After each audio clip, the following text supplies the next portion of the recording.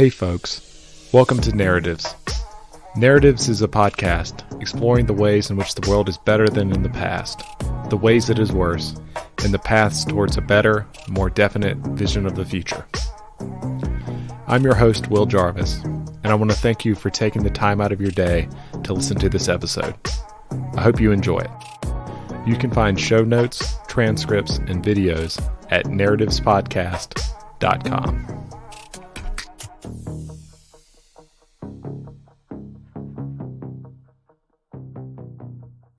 Well, Buck, how are you doing today? I'm doing all right. How are you? Doing great. Thank you so much for hopping on. I really appreciate it. Could you go ahead and give us a brief bio and tell us some of the big ideas you're interested in?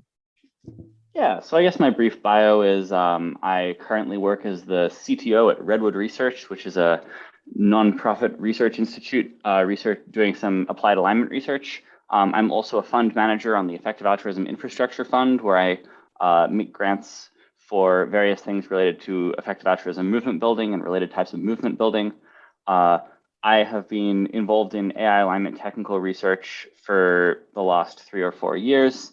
Before that, I was a software engineer, and before that, I studied computer science. Awesome.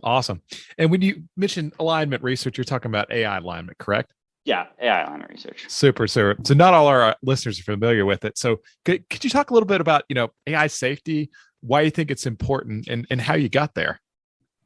Yeah, so I guess the basic pitch for AI safety starts by noting that a lot of the stuff which happens in the world is determined by cognitive labor. Cars have changed the world a lot. Buildings have changed the world a lot, and many different types of work and many different resources are required to put these things together. But one of the key limitations is how good the ideas we have are for how to build these cars, like how to design the machines that build these cars and that make it cheaper to mine and so on.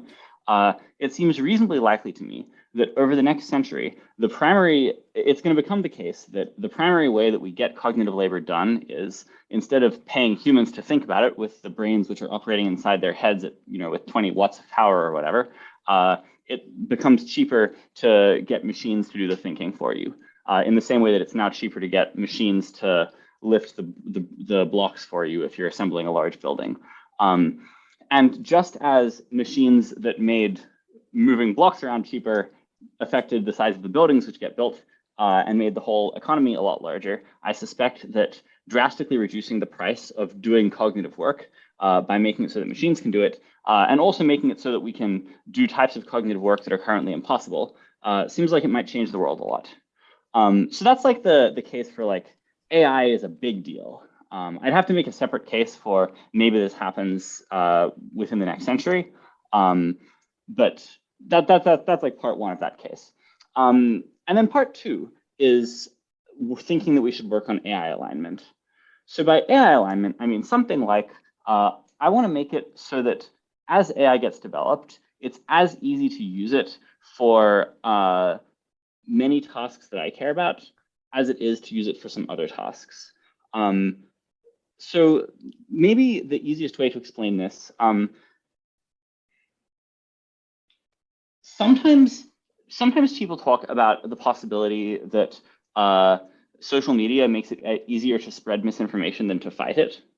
And this is an example of a case where you have this technology, and the technology for the technology itself isn't particularly like it's not like I'm just like building bioweapons or something where obviously the only application of the technology is destruction. But in some cases, technology makes it easier to destroy value, or like technologies lend themselves more easily to destroying value than they lend themselves to producing value.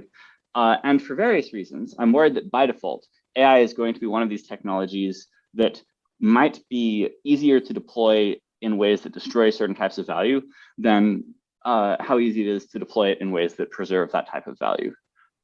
That's perhaps a really abstract way of saying this. A concrete example is I'm worried that it's going to be easier to make AI systems that you ask them a question and they give you back an answer that sounds really smart, than building an AI system that you ask it a question and it gives you back an answer that is in fact a really good idea.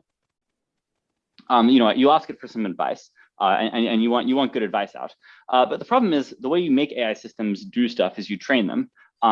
And I have an easy way of training a system to give advice that sounds smart to humans, which is I get the AI to propose two different pieces of advice it might give to a human, and then I pay some humans $15 an hour to read questions and like two proposed pieces of advice and click the advice that seems smarter. And pretty soon this AI is going to give you advice that sounds really, really smart. But suppose I wanted to build a system that gives you advice that is actually good advice. It's much harder because, among other things, the easiest case is when someone gives you advice and you want to figure out if it was actually good advice or not. Sometimes you have to wait to see what the effects of the advice are. And it's fundamentally harder to train a system if you need to like wait 10 years between starting the training process and finishing the training process. And also sometimes it's hard to tell whether advice was good advice, even with the benefit of all hindsight. And so it's just like systematically harder to construct a training process which like gets this AI to give you actually good advice. And a third kind of concern you might have is if the advice is deceptive, if the advice gives the AI access to your bank account and lets it steal your money and start hosting itself on the internet by paying for its own servers to run on, you will never have a chance to penalize it. It just like lives on the internet now. And so for a couple of these reasons, it feels like it might be easier to build these systems that are that you give advice that sounds really good, but you can't really trust than it is to build these systems that give advice that is actually good. And this is an example of a kind of fundamental seeming hard problem. I'm worried that if you just like have a bunch of stuff like that going on, it's pretty dangerous and bad. That's such a great point. And I think about this in context of my dog, right? He had like a skin condition recently, had to get a bath. He hates the bath. There's no way for me to inform him that the bath is a good idea. It's like just above his cognitive pay grade. And there could be things like that where, AI tells us to do something. It's a great idea. Yeah. We have no way of understanding how that it's a good idea. That's exactly. That's super interesting. So I think it's a really important thing to work on. As you mentioned, there's a lot of asymmetries that it can exist. It could be used as a weapon. It could be, and we tend to develop things to use them as weapons. So I think of like, nuclear power that was developed originally, Manhattan Project wanted a weapon. It seems like most of the mainstream debate around AI is around, it's going to take our jobs, or automation is taking our jobs. But it does seem to me like the more important thing to worry about is the what if it's evil or it does things that are bad to humans. How do you think about that kind of issue? Yeah. So I think that as with so many things, there's like answers to this question at increasing levels of sophistication where you say something and then the next paragraph says, well, actually. And you point out the consideration the previous one misses. So we're going to go from the simplest answer first. I think my moral perspective or whatever is that I'm a long-termist. I care a lot about the welfare of humanity and other sentient life in the long run future. And so I'm inclined to think that we should mostly be focusing our efforts on making it so that stuff is good a million years from now. And it by default would be really, really hard to influence the world. Like most times in history, it would be really, really hard to influence the world a million years from now. If it was 500 years ago, I think that it would have been extremely difficult to influence the world of today, let alone the world of 999,995, no, that's not the number, years in the future from then. But I think it's kind of plausible that we are at a pretty unusual period of history where it is in fact possible to influence the long run trajectory of humanity, basically because I think that the probability of human extinction this century is a bunch higher than it is most centuries, than it has been in the past and than it will be in the future. And so for this reason, kind of my top priority is making it so that when humanity builds these really smart systems that make things that are able to do lots of stuff, I want this to go well for humanity.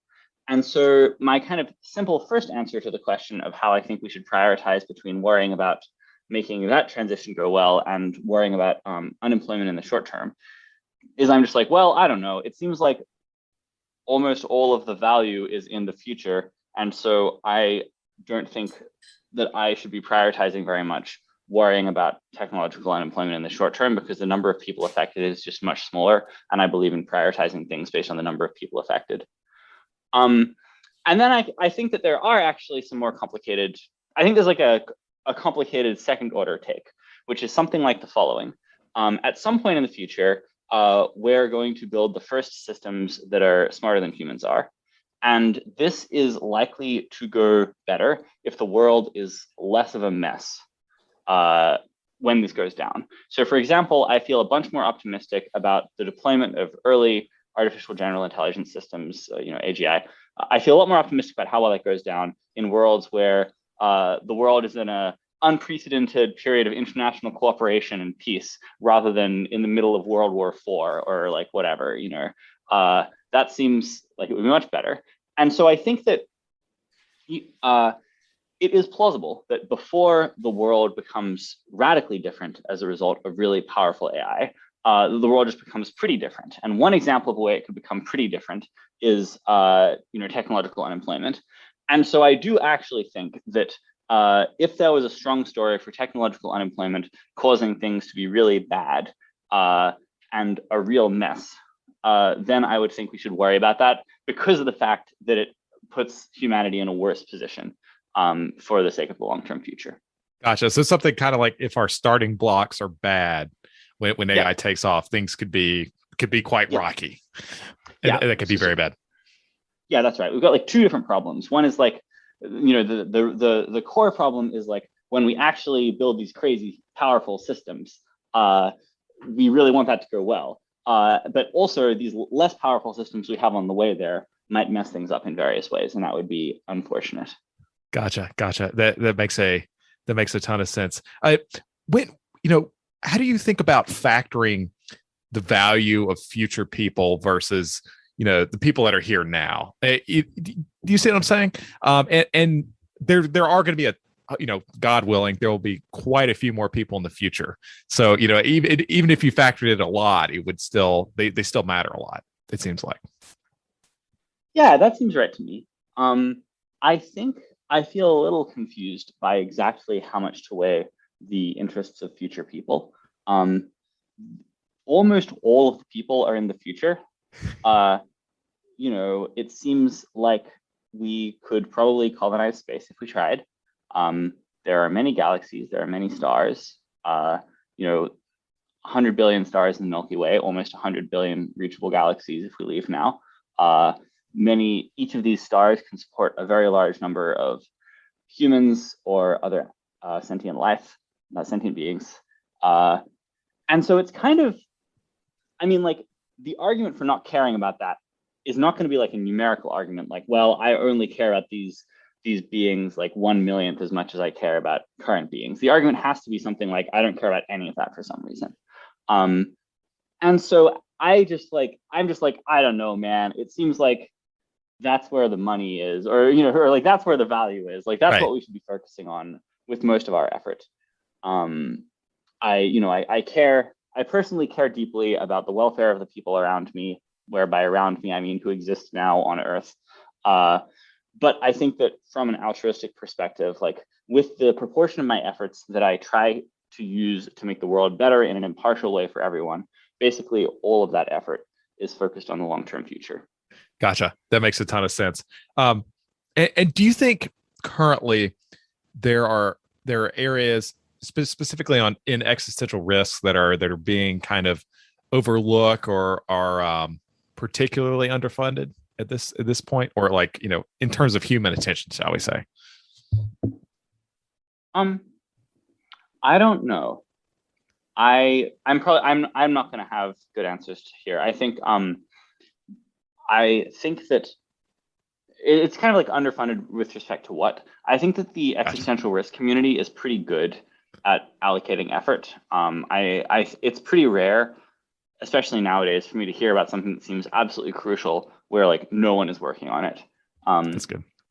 I wish that we had many more people. I wish, yeah, I wish we had many more people. I wish we had many more competent organizations trying to do stuff. I don't think that there's that much room for more funding. But yeah, so I would say I don't have any like really contrarian takes. Like if I managed $10 billion, I don't think I would have substantially different ideas of how this should be spent compared to how money is currently being spent on existential risk. That's great. That's great. Well, it does seem like there's a lot of really smart people working on it, which gives me hope on the problem. It's that it's not, less smart people working on the puppy pound. So, I don't know, maybe more of $20 bills on the sidewalk there. I don't know. Cool. So in general, how good do you think humanity is at coordination in kind of absolute terms? I mean, it's really hard to say. And I think that a lot of, there's been a lot of disagreement within EA about how good humanity is at coordination. And I've, written about it a little bit, which is probably why you're asking this question. And I think that most of the time, the difficulty comes down to operationalizing what it means to be good or bad at coordination.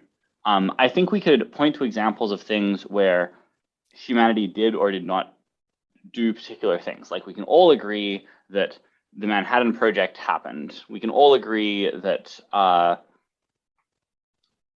the FDA did not approve various COVID vaccines months earlier than they did, definitionally. And then the question is just like what you take away from this. I feel like the main questions about coordination that I'm interested in, one, I'm interested in I'm interested in the probability that when faced with problems that really require hardcore coordination between various important groups in the future, I'm interested in whether it gets messed up either by the groups in question being too competitive and not cooperative with each other enough, or whether it gets messed up just by everyone involved making bad mistakes that are bad by their own lights.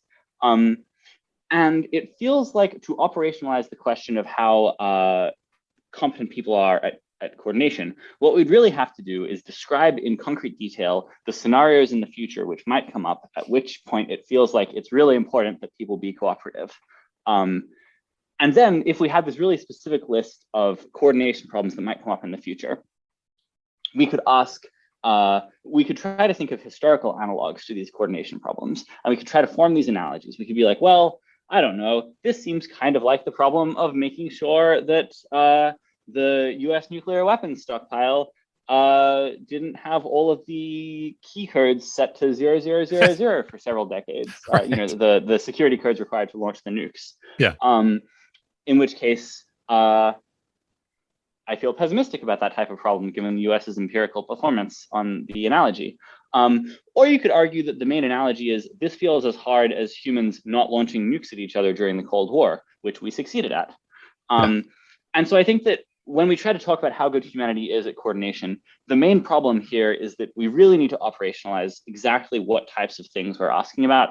And this is really hard because it involves futurism and giving concrete stories for how things might be in the future. And so I am not super impressed with any answers proposed by anyone to this kind of question historically, including myself, of course. It's just really difficult. It's a really difficult thing to get to. That's cool. So making, hard predictions about the future. I want to talk about AI a little bit. What do you think AGI looks like when it takes off? Is it something like Robin Hanton's Age of N, where we just get good medical imaging technology, we can image people's brains and we can run them faster, we can emulate them, or is it something else? So I currently think it's much more likely that I think it's quite likely that we get de novo AGI, by which I mean intelligent systems that we trained from scratch rather than by trying to copy particular humans. Gotcha. It seems to me like the rate of progress on whole brain emulation has not been that high over the last decade.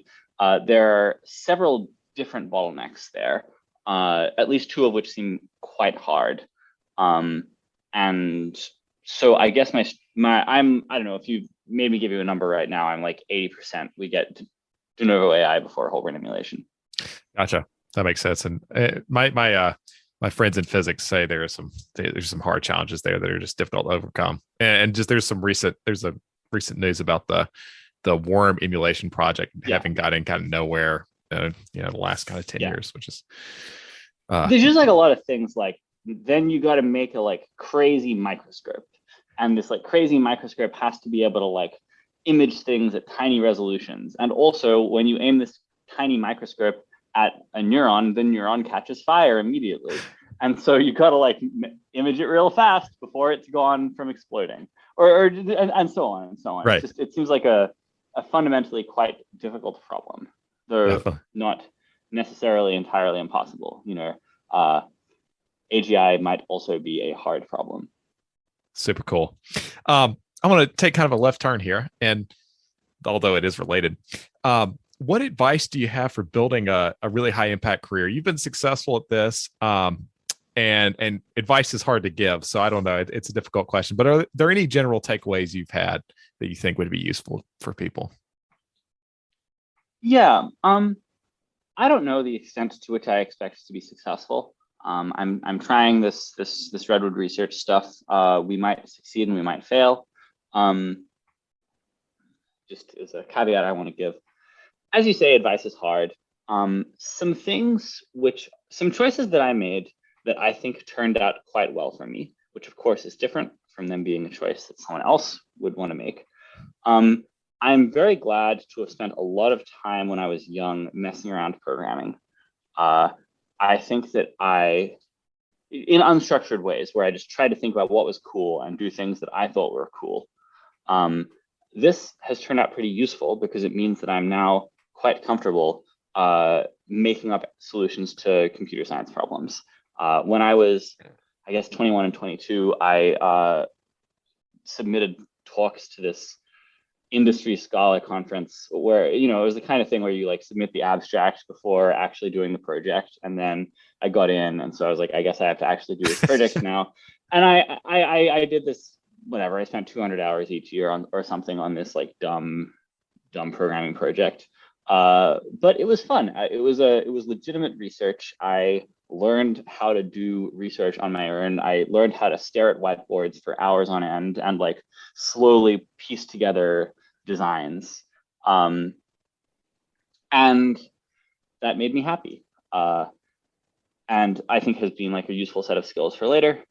I'm glad to have spent a bunch of time trying to think through EA concepts, effective altruism concepts. I'm glad to have spent a lot of time arguing with people about the form of the AI alignment problem, a bunch of things about ethics and how we should feel about the long-term future. I think that time has been well spent. I'm really glad to have been down for doing things. I feel like some people, I feel like there have been a bunch of points in my career where people asked me to do a particular job. Like for instance, a bunch of recruiting and outreach stuff at Miri. And this wasn't particularly the job that I had signed up for, but in hindsight, I'm really glad that I did it. I think that I've learned a lot from like taking these opportunities that weren't like super obvious fits, but were just like a way I could produce value right then. Similarly, when I was a software engineer, I was working at TripleByte, which is a startup. And I found it really useful to just try and produce value whatever way I could. I developed aspects of the programming interview they were giving people, and I made web interfaces for sending emails more efficiently. And I just did a lot of random stuff. And I think that I got more value out of that experience because I was doing kind of random stuff that I hoped would produce value compared to how much I would have gotten if I had said, no, I'm just a backend engineer or full stack engineer. I just really want to be doing backend or full stack engineering all the time. I don't know. Those are some thoughts. That's great. Do you know Ben Kuhn from Wave?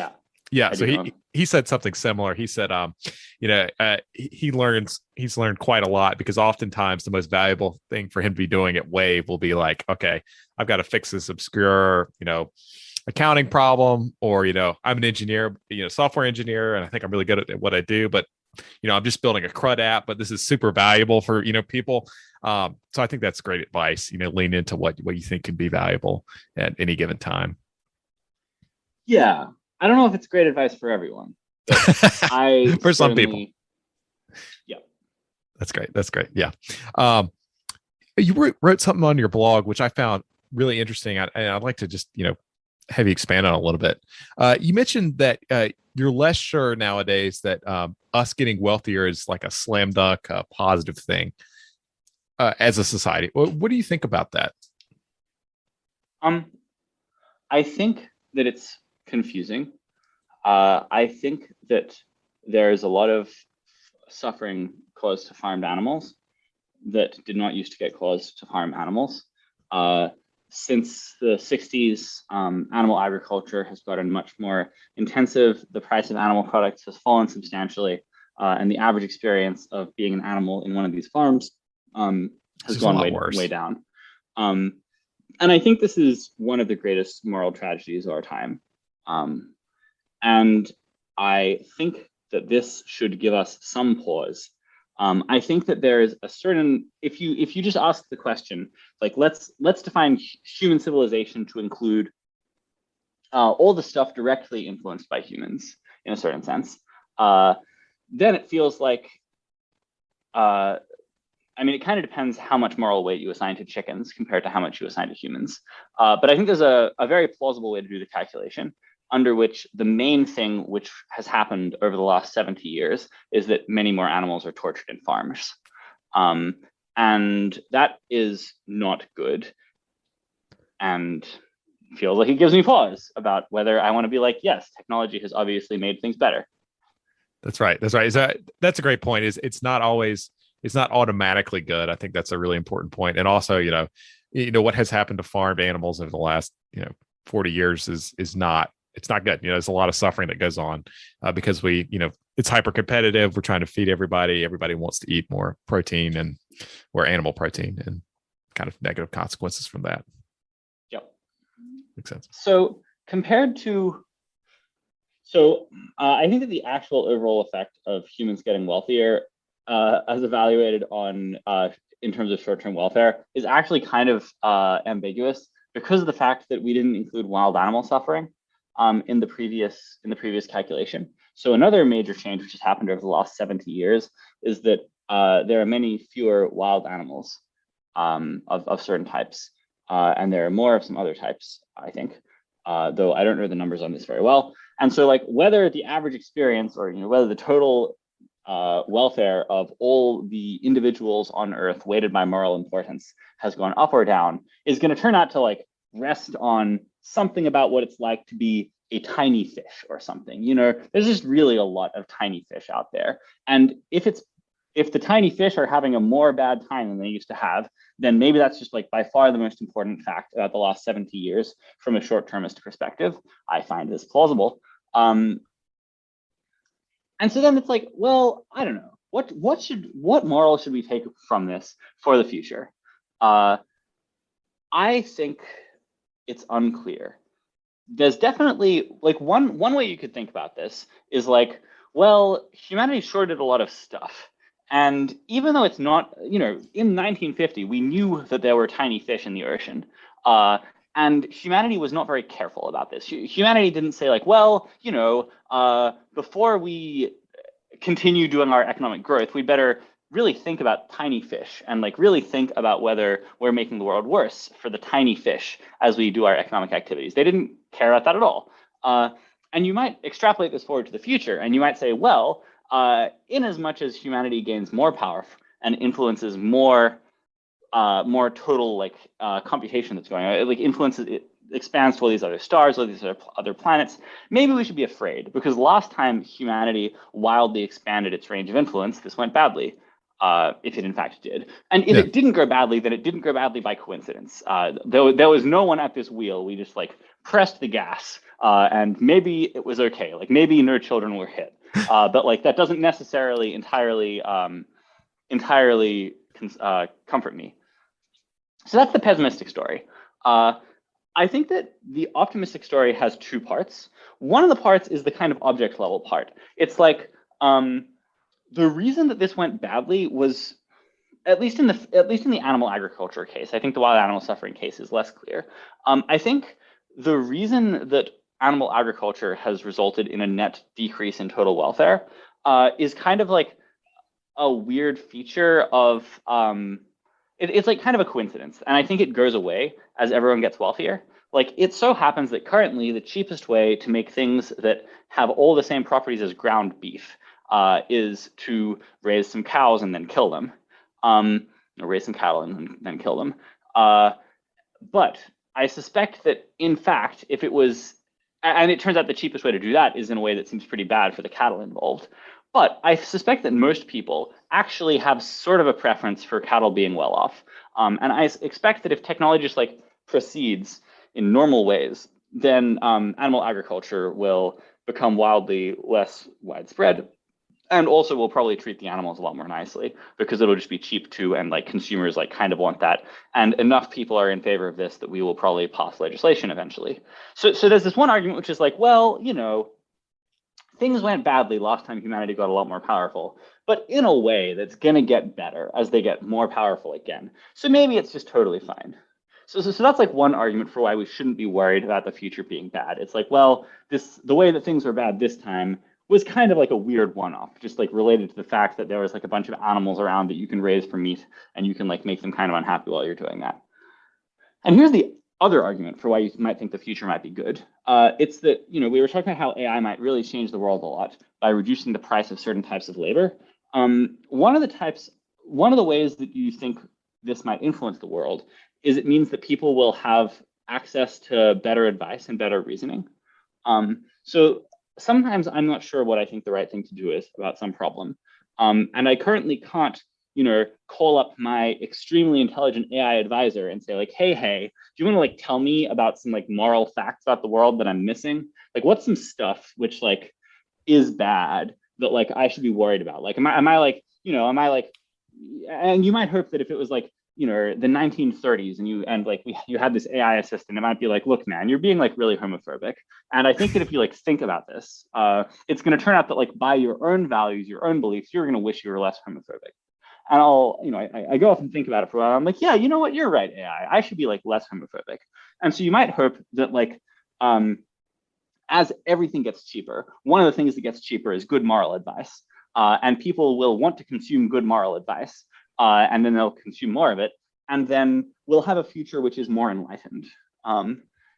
And maybe this just like makes things, maybe this just means that the future is more good than the past because, you know, the price of enlightenment goes down, and so the quantity purchased goes up. Absolutely, it's just a lot. It's a lot easier to understand and get that information. I'm curious. Do you think the moral circle, or like our moral circle, do you think it's fairly fixed, or is it something you think we can actually make real?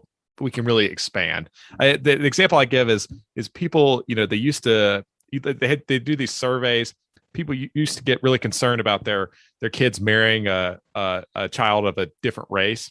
Yeah. And now that's just shifted over. You know, people don't worry about that as much anymore. Now they worry about their kid marrying someone of a different political affiliation at the same rates. So do you think this is something where we can like expand our moral circle? Is it like kind of fixed and maybe we can optimize on the edges, but there's only so much we can care about at any given time?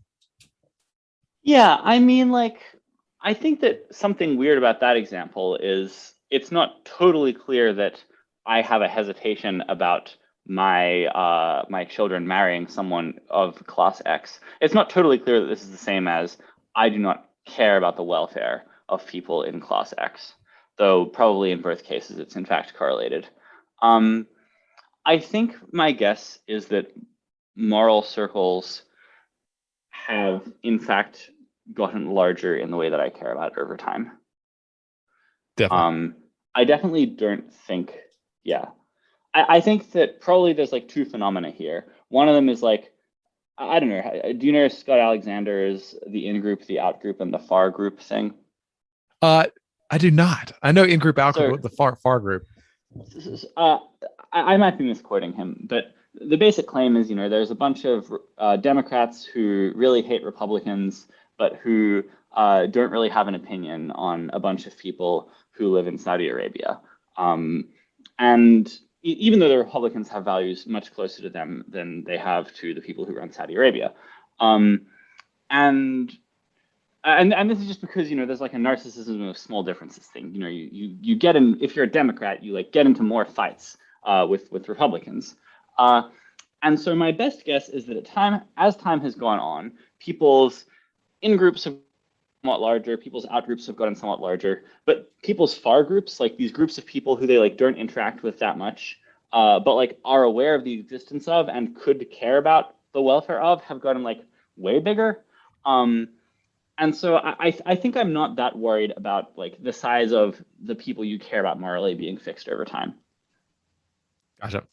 I think that's really well put. And also, I think another example, which I think you gave earlier, which is helpful, is if people had access to ground beef that costs the same or less, but it's like this is cultured and we didn't torture any animals. Most people, it seems like I have an intuition most people would pick that. They're like, yeah, sure. Like if there's an easy choice, it's especially if it's cheaper. If it's cheaper, like they're picking that, 9 times out of 10. Yep. No worries. That's super cool. Another left turn, how should we think about criticism? Should we seek out more of it in our lives, in our careers? And would that be a valuable thing for people to do? I think it's hard to say and kind of depends on how much criticism you currently seek out. I think that so there's this question, which is like, how do people currently decide how much criticism to receive? And why would they be making a bad decision about this criticism? I think that roughly speaking, because like, I don't know, if you ask me the question, like, how much should people, I don't know, how much should they buy chairs? If I wanted to argue that they're buying too many chairs or too few chairs, I kind of got to point to why I think they would make that mistake, like what mistake I think they're making. And so similarly, when we're talking about how you should be trying to solicit criticism, we have to talk about what mistake I think people might be making, because I think there's some sense in which people on average don't make mistakes, or like I think you got to do some work to claim they're making a mistake. Yeah. I think that the core reason to claim that the people I hang out with should consider soliciting more criticism than most people solicit is that I think that criticism has kind of a couple of different social roles. One of them is to point out to someone that they're making a mistake, and another one is to hurt and belittle them in front of other people, and to demonstrate dominance over them. And so I think that by default, default human society uses criticism for these two different things. And I think that if you think that you can decouple that for yourself or in a particular relationship, if you can make it be the case that when people provide you criticism, they are not, trying to hurt you, and you are not going to respond as if they were trying to hurt you, and you can just, get their actual thoughts on how things should be different. I think that this is a somewhat valuable thing to get done. Yeah, I could try to give more theoretical thoughts on why people might not receive enough criticism. I also have takes on like how to go about getting better criticism or whatever. Yeah. How about the actionable? Like should one go about getting better criticisms? Yeah. Let's say for this podcast, like how should I go about getting better criticism for it? So I think the key thing to do, I think my core thing here is probably going to be making it so that you successfully signal that you in fact do want the criticism, and making it really easy for people to in fact offer the criticism. So recently I decided that I wanted some criticism on some topics, and so I haven't actually executed on this plan yet, or like finished executing on it. But one thing I've done that I feel pretty optimistic about when I finish it is I started writing down a list of ways where I think I could be like more one way or the other way. And instead of asking people if they had thoughts on how I should be different in general, I feel pretty excited about asking people, whether they think that, I want to like point out this feature of how I am that is kind of a strength and kind of a weakness. And then I want to say, do you think I should have more or less? And I feel like this is probably going to be better at soliciting people's thoughts than asking them for feedback miscellaneously. And there's a couple of reasons for this, but one of them is I think that sometimes I want people's feedback on some things and not other things. For example, I think there are a lot of people where I'm interested in hearing them tell me that they think I should be slightly more careful with my programming, but I'm like less interested in hearing them say that they like think that I should dress better because I'd be more attractive or whatever. Right. I mean, there are other people from whom it would be useful to hear that, but there's a lot of other people where I don't really want to engage in that kind of thing with them. And so if you give them a clear delineated list of topics on which you are definitely soliciting criticism, and then they don't even have to come up with these criticisms themselves, they just have to opine in a direction one way or another. I think it's much easier for them to opine. And I think in some cases this makes it go better. Gotcha. So it's like giving them like a concrete, area. It's like, examine my audio quality. Like, is the audio quality good or bad? Like, how can I make it better? That makes it much easier for people to like grab on something that instead of just like, how is it? People are like, I don't know. God. Yeah. I think another version of these is like, suppose I could work on one of the 4 things about my podcast. I could work on my tone. I could work on my audio quality. I could work on the quality of my guests. I could work on the miscellany, like quality of the transcripts. Yeah. Which one of these do you think will have the largest impact per unit effort? I think you'd get something more interesting from that in a lot of cases than just asking for miscellaneous feedback. That's very wise. And how do you go about signaling that you actually want feedback in a good manner? Just do you think you just tell people explicitly, or people you trust, or how would you think about that?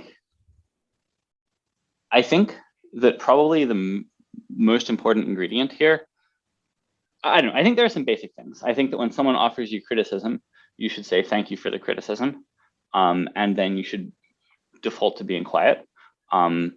I think, but aside from some basic etiquette things like that, I think that the main thing is to actually only ask for criticism when you are actually in a mode where it's healthy for you to receive it. I think that sometimes people should in fact not be soliciting criticism. Gotcha. I think that if you are I think this is obvious to imagine in the case of children. I think sometimes children are in school and they're learning something, and I think that you could give them a variety of true criticisms of their essay that would not cause them to, in 10 years, be writing better essays. And I think this is true for adults. I think that at various points in my life, I'm doing some stuff and I just do not have enough self-esteem at that moment to be interested in hearing a bunch of people's like wild thoughts on what I am maybe screwing up.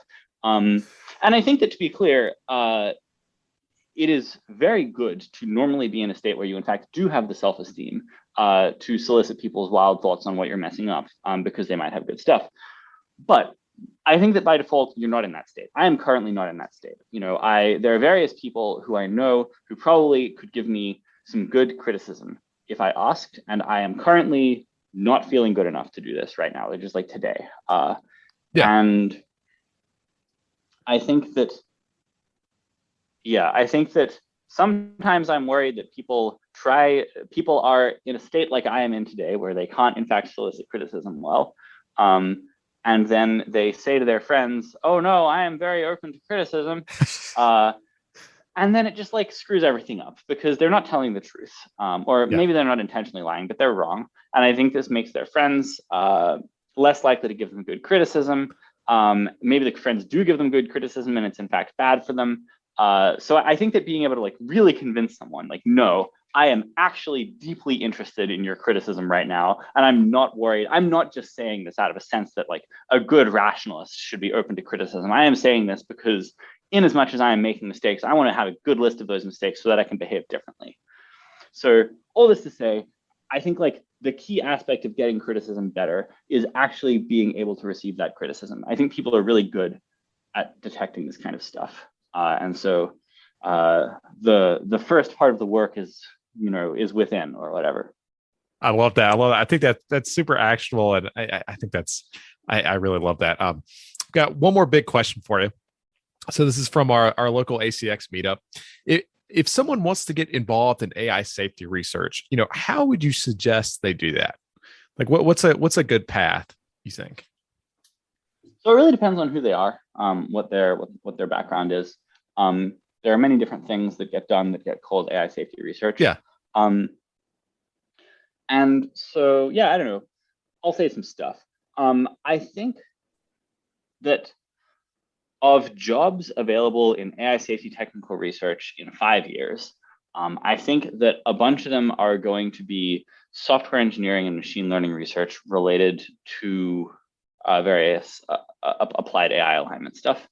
Part of the point of Redwood Research is making it so that we're like pushing forward the infrastructure required to ensure that it's possible to do great work by employing people in those things. So yeah, I think that like one part is if you feel like you could plausibly be a great employee doing ML research or like backend web infrastructure for ML research, which I think, if you're just like a enthusiastic and energetic and widely knowledgeable and capable and fast Python backend web programmer, that's like a lot of the skill set there. I think that developing those skills is like a pretty reasonable way to try and seek out these jobs. And then it really helps to apply to these jobs. It is important. Drastically increases the probability that you get one of them. I think I think the other main class of activity you ought to do if you want to work on AI alignment technical research is thinking a bunch about AI alignment. There's a bunch of great resources on AI alignment these days. I think that the Cambridge Effective Altruism Club has a really great course called AI Safety Fundamentals, where this is an online course you can apply to, and it meets once a week with a facilitator, and they discuss a bunch of fundamental questions related to AI alignment. I think that doing that kind of course is like a great starting point for having thought through a bunch of the fundamental questions about like what is the problem and what types of research ought to be done to make the problem go better, and then getting deeper into it all from there. Is like the other part of the So I've described like two aspects of getting into AI alignment technical research. One is developing technical skills that you might be able to use in some of the applied research, which I suspect is where the majority of the jobs are. And two is thinking a lot about AI alignment from a kind of fundamental perspective, which is useful both for being better at the first class of jobs and also for taking some of the other types of AI alignment technical research jobs, which involve doing that kind of fundamental thinking all the time. Gotcha. That's great. And I think that's a very it's an achievable path, and it makes sense. It's legible. Like, go here, work on these things, get better. And that's where the skate to the puck, work to where the puck will be. It's very wise. I should note that Redwood Research is hiring for researchers and software engineers. So you can go to our website or email me to learn more about that. Great plug. Oh, and well, with that, Buck, where would you like to send people? Where I like to send people? Yeah. All listeners of this thing, where on the internet should they go, or some other question? Yeah. Well, yeah. Where should they go? Well, I don't know. I like redwoodresearch.org as a website. What are my other favorite places on the internet? I don't know. I like the Effective Altruism Forum. I like lesswrong.com has some good stuff. I thought that Worth the Candle was a really good piece of rationalist fiction. I think that the AI Alignment Forum has some pretty good content on AI alignment. I think 80,000hours.org has a bunch of great stuff about how you should think about optimizing your career to do as much good as possible, and is a great source of a lot of actionable advice. Those are the main things that come to mind. I don't know. Got any categories I should think about? Particularly, your stuff. Like if people want to find your stuff, they really resonated with this podcast. Where Redwood Research, you mentioned one. Anything else? Yeah. I think that my writing has mostly been published on the AI Alignment Forum. Gotcha. And the Effective Altruism Forum, and sometimes Less Wrong. I'm sure you can provide links to those things in the podcast description or whatever. Yeah, that's where it mostly goes. Sometimes it's on my website. Excellent. Well, Buck, thank you so much for coming on. I really appreciate it. Thanks for having me.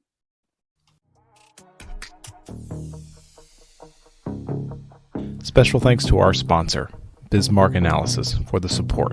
Bismarck Analysis creates the Bismarck Brief, a newsletter about intelligence-grade analysis of key industries, organizations, and live players. You can subscribe to Bismarck Brief at brief.bismarckanalysis.com. Thanks for listening. We'll be back next week with a new episode of Narratives.